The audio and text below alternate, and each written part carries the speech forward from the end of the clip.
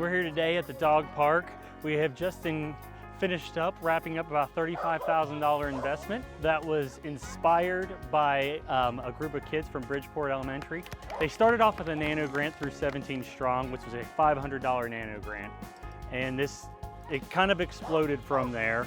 And when the kids came to us with this idea, I was like, well, $500 that they got for their nano grant could go pretty far. But through the help of the Hamilton Community Foundation, we were able to utilize some funds in the dog park fund, which we have there. And it was about $35,000 investment, and it was all said and done. We installed all dog playground equipment in here through the small dog park and the large dog park. We have synthetic turf underneath every one of them to help with wear and tear and provide sustainability over the years.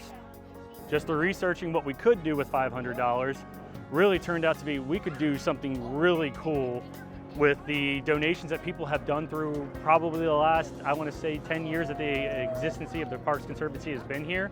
There was a demand for it. Yes, it started off with kids.